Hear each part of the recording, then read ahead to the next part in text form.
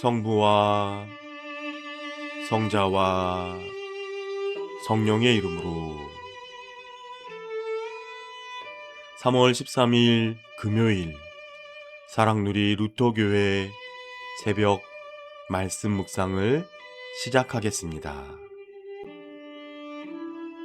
오늘 말씀은 마태복음 22장 23절에서 33절까지의 말씀입니다. 같은 날 사두개파 사람들이 예수께 와서 부활이 없다고 주장하면서 예수께 말하였다. 선생님, 모세가 말하기를 어떤 사람이 자식이 없이 죽으면 그 동생이 형수에게 장가들어서 그 후사를 세워줘야 한다고 하였습니다. 그런데 우리 이웃에 7 형제가 있었습니다.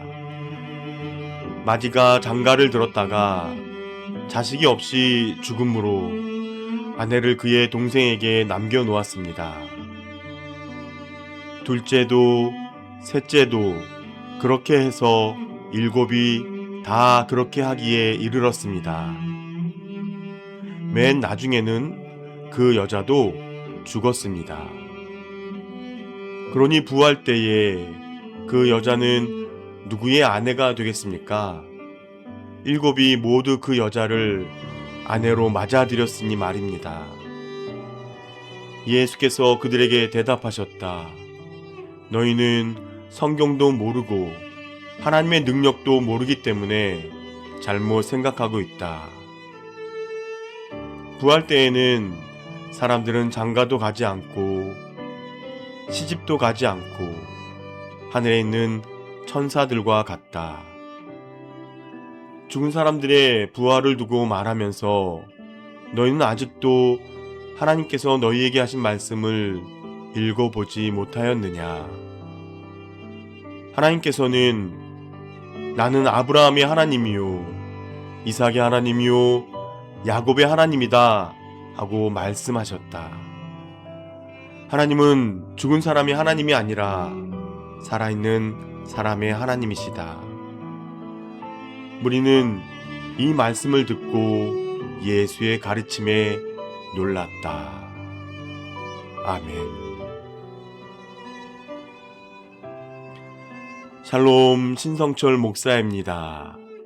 오늘은 산자의 하나님과 누리는 영원한 소망이라는 제목으로 은혜를 나누겠습니다.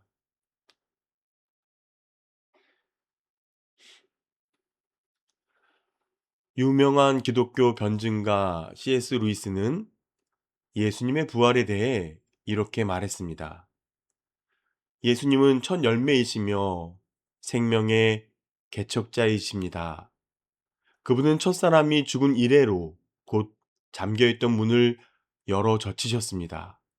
그분은 죽음의 왕을 만나 싸워 이기셨습니다. 그분이 그렇게 하셨기 때문에 모든 것이 달라졌습니다. 오늘 우리가 나눌 것은 바로 이 죽음을 이기신 분의 이야기입니다. 부활은 기독교 신앙의 핵심이자 가장 큰 소망이지요. 사두개인들은 이스라엘의 제사장 가문으로 로마 권력에 친화적이었고 세상 일에만 초점을 맞춘 세속적 신앙을 견지했습니다.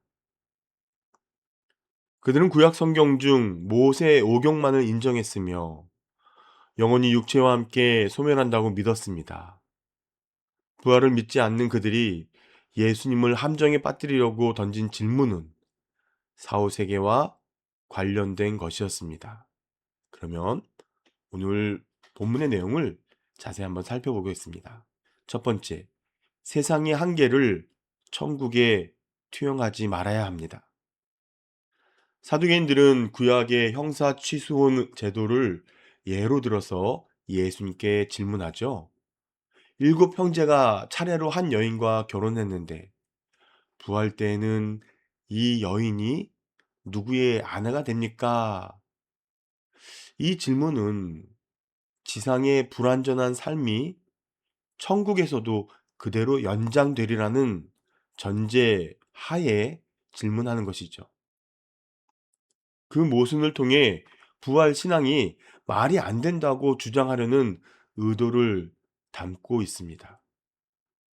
그들은 지상의 굴레와 한계를 영원한 세계까지 투영하려고 하는 잘못을 저지르고 있는 것이죠.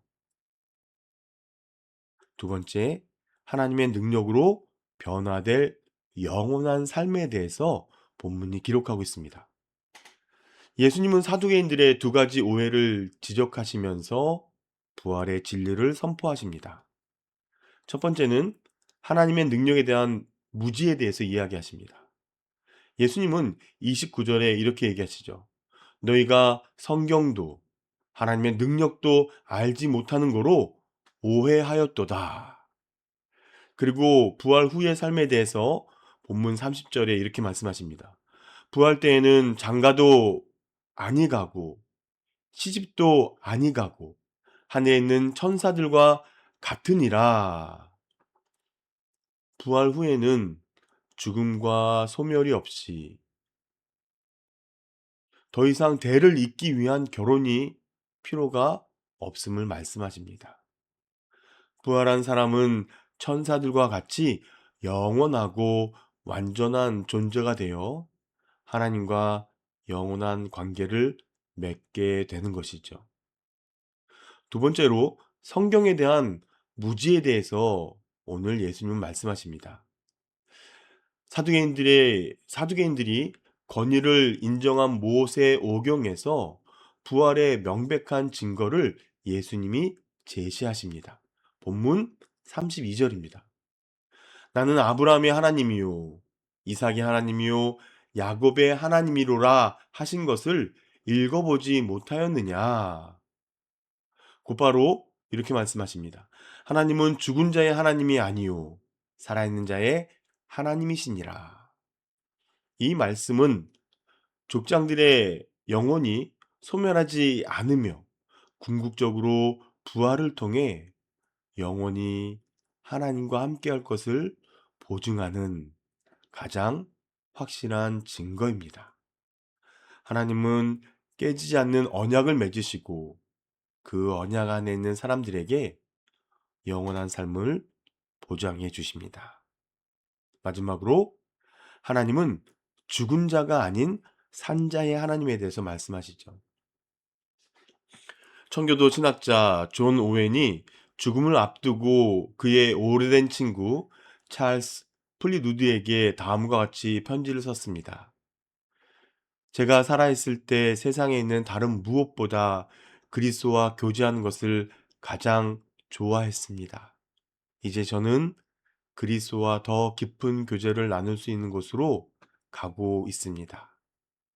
이처럼 산자의 하나님을 믿는 자의 궁극적 소망은 하나님과의 영원하고 완전한 관계입니다. 우리는 예수님의 신학적 깊이뿐만 아니라 사두개인들의 논리를 무너뜨리시는 모습에 크게 놀랐습니다. 사랑하는 성도님들, 우리는 영원한 내세를 바라보면서 이 땅에서부터 산자의 하나님과 동행해야 합니다. 이 부활의 신앙은 현재 삶에 강력한 능력을 부여합니다. 영원한 생명을 얻었기에 우리는 염려와 고통에 매이지 않고 영원하지 않은 것을 내려놓을 용기를 얻습니다. 부활은 과거에 갇힌 죽은 신앙이 아니라 지금 여기서 역사하시는 살아계신 하나님을 믿는 믿음입니다. 그 살아계신 하나님을 바라보며 날마다 찬양하며 나아가시기 바랍니다. 기도하도록 하겠습니다. 산자의 하나님, 말씀을 통해 하나님을 아는 지식이 날마다 깊어지게 하옵소서. 우리의 얄팍한 생각과 경험으로 하나님을 제안하고 오해하지 않길 원합니다. 하나님 말씀의 놀라운 능력에 감탄하는데 머무르지 않고 말씀에 삶을 걸고 하나님 나라를 위해서 온전히 헌신하게 하옵소서. 예수님의 이름으로 기도합니다. 아멘. 오늘의 묵상 질문을 통해 깊은 기도의 자리로 나아가시기 바랍니다. 사랑하는 성도님들, 오늘도 모든 지각에 뛰어난 하나님의 평강이 그리스도 예수 안에서 여러분의 마음과 생각을 지켜주실 것입니다. 아멘.